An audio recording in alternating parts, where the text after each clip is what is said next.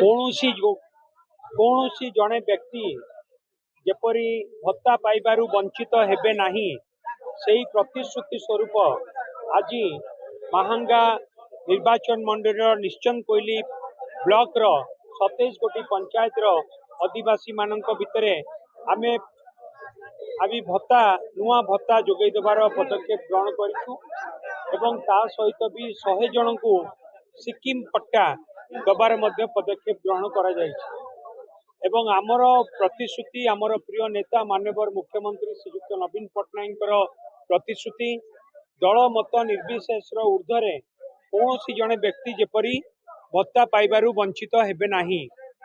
ତା ବ୍ୟତୀତ ବି ଆଜି ଆମେ ଆଉ କିଛି ଖବର ପାଇଥିଲୁ କି ଆଉ କିଛି ବ୍ୟକ୍ତି ରହି ଯାଇଛନ୍ତି ଯେଉଁମାନେ ଭତ୍ତା ପାଇନାହାନ୍ତି ତାର କାରଣ ମଧ୍ୟ ଆମେ ଅନୁଧ୍ୟାନ କରୁଥିଲୁ ଯେଉଁମାନେ ବିଳମ୍ବରେ ଦେଇଛନ୍ତି ବା ଯାହାଙ୍କର କାଗଜପତ୍ର ଡକ୍ୟୁମେଣ୍ଟ ଠିକ୍ ନାହିଁ ତାକୁ ମଧ୍ୟ କରେକ୍ସନ କରିକି ଆମେ ଖୁବ୍ ଶୀଘ୍ର ସେମାନଙ୍କୁ ମଧ୍ୟ ଭତ୍ତା ଯୋଗାଇ ଦେବା ପାଇଁ ପଦକ୍ଷେପ ଗ୍ରହଣ କରିବୁ।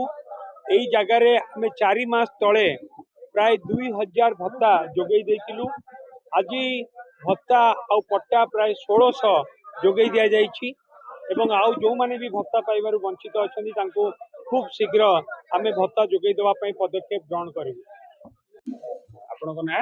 लोकनाथ त्रिपाठी, कोरती पंचायत घर कुटिल। सिक्किम पट्टा पाइले कौन असुविधा?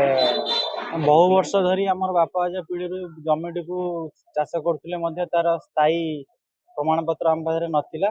अशेष अशेष धन्यवाद देवी श्रीजुक्त नवीन पट्टनायक को कर कमल आम स्थायी पट्टाटी पाइलु जो आमको बहुत सहयोग कर विधायक पूर्वतन विधायक श्रीजुक्त प्रताप जेना कर बहुत खुशी अनुभव करुँ। आमको स्थायी पट्टा बंटन कर बहुत खुशी अच्छी। बहुत बहुत धन्यवाद।